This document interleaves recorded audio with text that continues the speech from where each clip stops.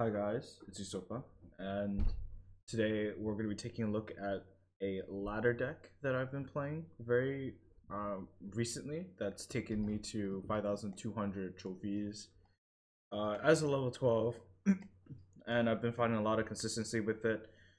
I say that it's a ladder deck just because it's not really optimized for Grand Challenge play, although it can be used in Grand Challenge.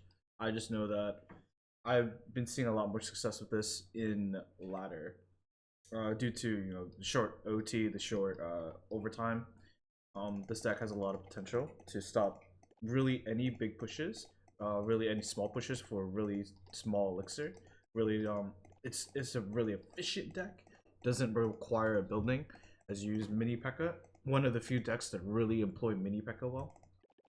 Um, and this deck has a lot of variations to it that you can sort of play around. Uh, the way I kind of think about this deck is that it's a hybrid between Mekon. It's like the old Mekon Hog Poison Collector and a Pong deck, which uses Hog like Lumberjack, Princess, Ice Wizard, Rockets, and stuff. Um, and this deck is super fun. It uses all of those sort of tactics that you would learn when playing Mekon. And my goal here today is just to show you guys some replays, wins and losses of top ladder players. I've lost to like other hog riders, one against majority hog riders, and a game against like giant graveyard, and we go downward giant lightning. Um, so let's get on to like the variations. This deck is really flexible. Like, you don't need to have all of these cards. I know this is pretty limiting on some people. Like, maybe you don't have all the levels to play Princess, Ice Wizard, or Log. Like, right? Um, the core cards that you need are definitely Hog Rider, two spells.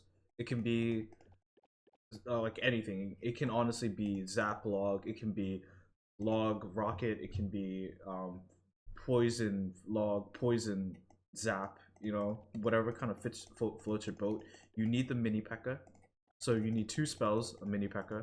Preferably, you kind of want balanced spells like Fireball, Log, something that caters to your card levels.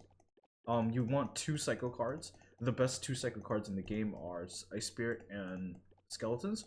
Although if you don't want to use these, it's completely possible to switch them out for things like Fire Spirits, Goblins, um, even Minions, Spear Goblins, Goblin Gang, something along those lines. You can even put in Ice Golem if it's high enough level for you. Just understand that your cycle is going to be just a little bit slower. You need the Hog Rider, of course, the Hog Rider, and then these two legendaries.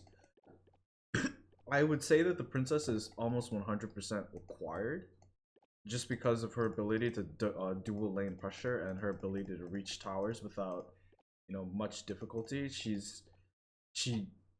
is super important for this deck, so I'm gonna go ahead and say that you're gonna need this Princess. So cards that you do need are Hog, Princess, and Minipekka, 1, 2, 3. And all of these 5 cards can be changed out. Ice Wizard can be changed out for Musketeer. Something that's range, something that's sort of cheap that has high damage. So Musketeer, Wizard, you can use Electro Wizard if you have it. Let's see. Yeah, I think that's good. Maybe even Mega Minion. Here's like a variation, just like a sort of variation that I kind of did to give you an idea of like how flexible you can be with this deck. And it still sort of applies the same way. Okay. Let's go into some replays with this. There are some really cool things that you can do with this deck. The crux of this deck is that it applies pressure very well, and it sets up its defenses really well. If you don't know how to set up your defenses, you'll probably fail with this deck, because a lot of it relies on defending on a knife line, on a really like tightrope, and attacking at the same time because of how cheap your attacks can be. You're not setting like in the 2.6. You're setting up your hog pushes with Ice Golem with a tank and you're pushing using Musketeer. This deck doesn't really work like that. You just send lone hogs and you just keep up the pressure with princesses and logs, fireballs. Let's take a look at this game against Giant Graveyard. You know, which the deck actually does pretty well against. So in the beginning, I never really like to play my princesses at the bridge. I like to stack my princesses with this deck because of how much pressure the princesses give you. Um, so what you'll see me do is I would be dropping princesses here or here and letting them walk up and then starting the game that way. If if say I had like a hog rider in this hand, um, I would probably split skeletons and watch him and then go hog whichever lane he goes into. Like I'll hog the other lane that he goes into. Um, this deck doesn't really have bad hand openings because it's so cheap. You'll always have, you know, either one of your cycle cards, or you'll always have a princess, or you'll always have a hog, right? Like you never really play Minipekka. You never are really forced to play Ice Wizard even, you know, which are key in your defenses. So you want to be cycling your cards correctly. I put princess at the back. He drops the furnace, so I drop the Ice Wizard. Ice Wizard will deal with the furnace. With Ice Wizard 2 shots for fire spirits and slows them. He draws the giant at the back, so I play the Hog Rider. The Hog Rider will trade with the furnace. I'm able to get some goblins at the same time. And this is the important part. When you see a giant coming down, you have to start prepping your lane. I have both of the cycle cards in my hand. I have Ice Spirit, I have Skeletons. I'm about to hit 10 elixir. I have Minipekka right next to my hand. When you're playing a deck like Mekon, when you're playing a Hog Minipekka deck with no building, you set up your defenses from the back and then up. So, like, let's drop like Skeletons back here. Then we'll drop Ice Spirit. Then we'll drop Minipekka like around here when the giant starts to approach the bridge. What that does is staggers your elixir, and it gives you your little cycle cards or your distraction cards suit like later, right? Like, you don't have to throw them into your opponent per se. You drop the skeletons, drop the Minipekka, drop the princess, drop the Ice Wizard. We force out arrows. We're splitting all of our cards. Princesses go into the opposite lane so that the attacking lane doesn't take damage from removal of princess. And we clear out the giant push just like that. Minipekka is such a good tank killer. It's actually pretty insane. Now I'm sitting here waiting for this little noodle fight to kind of finish. I know he has Furnace back in his hand. So I dropped the Hog into the other lane. I tried to pig push it, but unfortunately the Furnace is 1 tile 2 up, 1 tile 2 up far. So no matter where you go, the Hog won't be pulled, which is good on him. I start splitting cards, playing princesses into the opposite lane, avoiding the tower that's lower. If I put her here, and the opponent still had like arrows or fireball or something, they would fireball and they would get value here. So you don't want to give them value. You want to stay away from the tower. You might think, oh, I want princesses to attack the tower that's lower. Yeah, but like, what's the real chances of a princess getting to the tower, getting to the bridge, shooting and living? It's not really that high. Okay, so once again, a tank is coming. What do, right? Like, you have to start prepping. You don't really want to play Minipekka first, like down here, because by the time Minipekka walks pretty fast, it has a medium move speed. By the time if we Minipekka walks up to the bridge, like here, Giant will also be at the bridge, but it will be outside of the tower's help. So in this hand, we want to start prepping Ice Wizard, waiting, and then dropping either the Hog into this lane or dropping the Minipekka, depending on what he does. Drop the Hog. There's the Muskie. Hog gets to the tower unimpeded. I play the Minipekka. He drops to the graveyard. Okay. So from this, This Minipekka will die to the muskie right here. The skeletons and the ice spirit will kill off this giant, albeit like really slowly. The problem right here is the graveyard. I have 2 elixir, and about to be 3. So I essentially have either 1 princess, or I have a log and an ice spirit. I prefer doing log here, like waiting for this to build up a little bit, logging from the back and up to give it maximum reach, and then probably ice spiriting as soon as possible so that we can take out the remaining skeletons. Letting the ice wizard kind of deal with that muskie, and we take minimal damage. He does rush me with goblins, and most of his damage does come from a almost dead musketeer. But because he led our hog rider onto the side, we took a lot of damage. And here you see me dropping the princess of the bridge. He catches me with the furnace, which he does throughout this game pretty well. Just I try to catch him off guard with the princess, and he's fast enough to kind of deal with it. So I'm forced to start fireball cycling.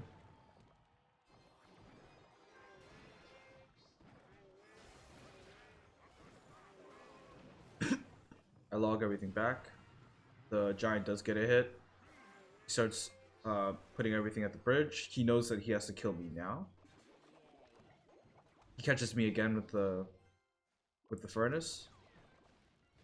I'm trying to play princesses on as soon as I get them, but he's cycling just as fast. The furnace. I don't have to care about that right side because that's not the problem. I know that right now all that's gonna kill me is if the graveyard is gonna get me. So I'm just dropping units. I know this giant's gonna reach the tower, or it's not gonna hit me in the tower. I live with 178 HP.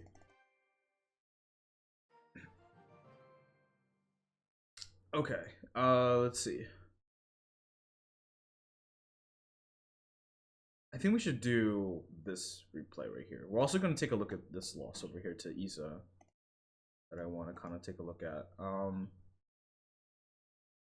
Yeah, so we're playing this cheap hog cycle against his 2.6 variant with lightning. Hog v hog is usually a draw, depending on how well both hog players play. I think this guy is running lightning. Like if this guy met a regular 2.6 with fireball, most likely this guy wins because he eliminates cannons right away. Unless the other guy is playing very well and playing to the lightning. It's very hard to avoid that kind of surprise and damage. Again, we start off with the princess at the back. He drops both of the hog and the ice golem. Ice wizard Minipekka is a great combo for defense. He lightnings me, so I immediately go on the offense. I'm rewarded with 2 hits.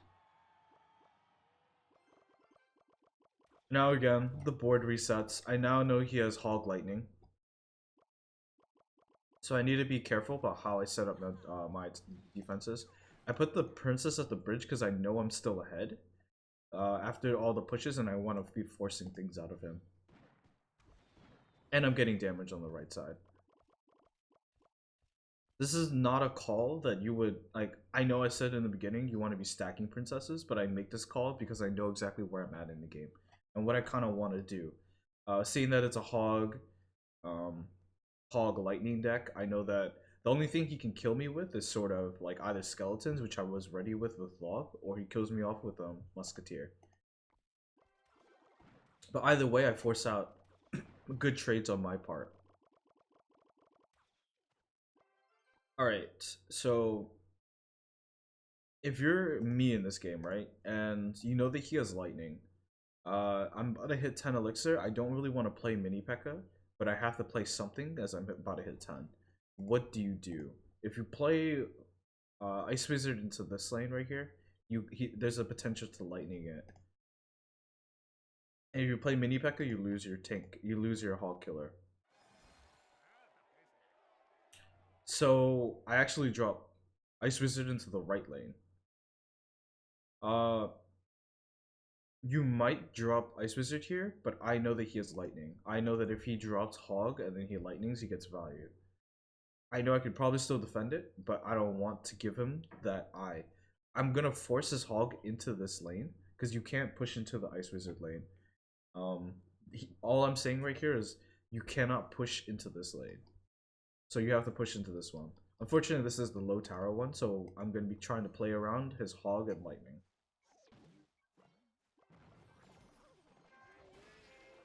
So like, imagine if he Lightnings right now, right? He has the elixir, he Lightnings, but what does he get? He stuns my Minipekka for a second, gets one hit, I kill it off, and now he loses the game because I drop Hog over here and he has nothing. So I have to use elixir, but I'm not giving him anything. This is just playing around opponent's spells and knowing your limitations here. I pre-logged because I think that he was going. I didn't know he had cannon, so I thought he was gonna just play like skeletons.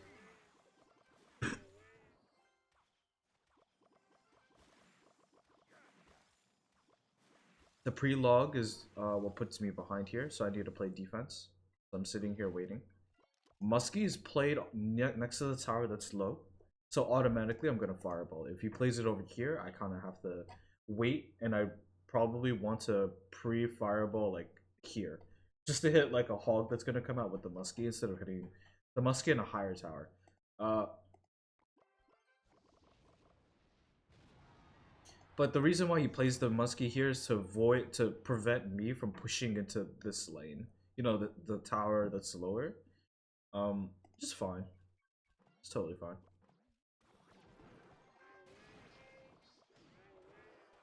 But because of that decision, he's forced to go into the lane that I'm stronger in. And just like that, I gain back advantage.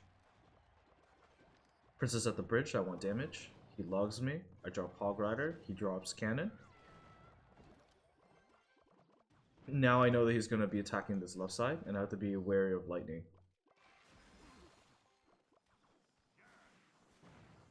I drop Ice Wiz. I preempt the poison. I preempt the Fireball. I'm thinking that he drops Hog over here, but instead he drops Hog over here, unconventionally. He drops the lightning. You see how I don't play Minipekka yet?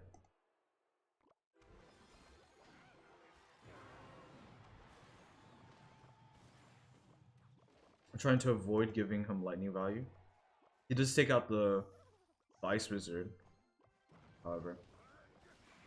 I pre-fireball the cannon, but the cannon is late. And the Hog takes out his tower. And now all I have to do is defend this left side for 10 seconds. So I start dropping cards. Knowing that the only thing that kills me is a Hog Rider. Good game. Alright, so let's take a look at a loss. This is against 2.6. Actually, I remember this game. I think this game is actually good to look at up until the end. I remember playing through this game and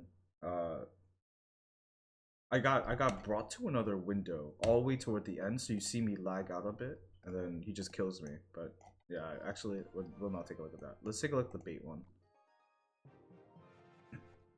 So like this matchup, we're playing Hog, like Psycho Hog against Hog with an Inferno Tower and bait cards. So it's really hard to get through.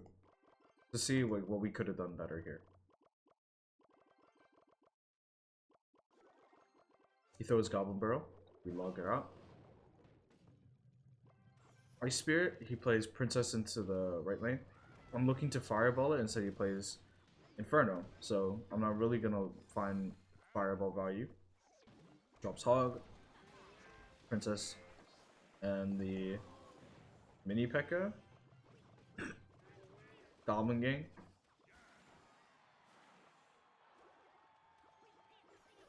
I definitely cannot log this. There's a... So now we know that he has both Skeleton Army and Goblin Gang. He has a lot of, like, he has triple defenses against my Hog Rider, which makes pushing him very difficult. as he can also take away my one spell, my two spells, Fireball and Log, if it comes down to it. So the way that we win is we outcycle him and we get the Hog to the tower to get some amount of hits, and we Fireball him out. It's difficult just because of how many answers he has to us.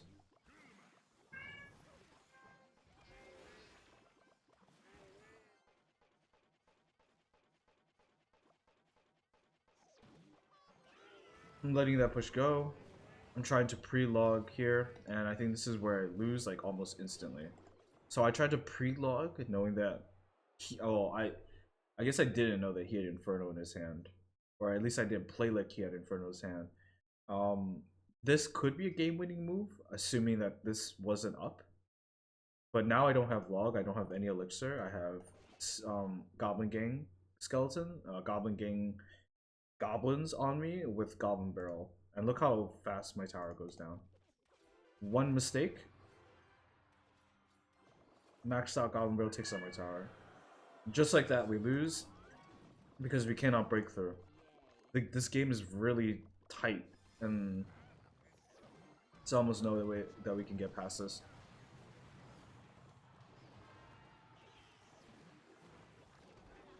You can't make very many mistakes with this deck.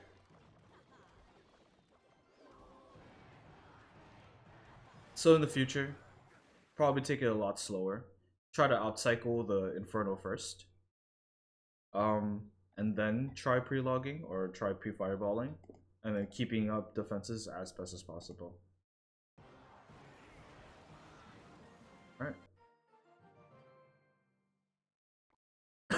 So to review, princesses are your pressure card. You want to stack them up or play them at the bridge if you're ahead. Ice Wizards and Minipekka stop almost any tank combo.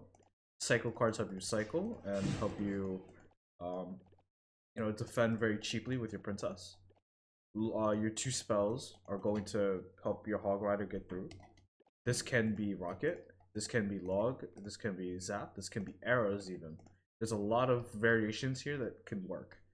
And you're going to be playing your Hog Riders as poke cards. You want to use it to catch people off guard. You want to be using it to cycle through your opponent's defenses. When you're setting up your defenses with Minipekka, you want to be using your cycle cards at the back, playing your Minipekka on top of the tank, having your princess in the opposite lane. Like, you want to be setting up your defenses so it looks all clean, and then counterattack off of it.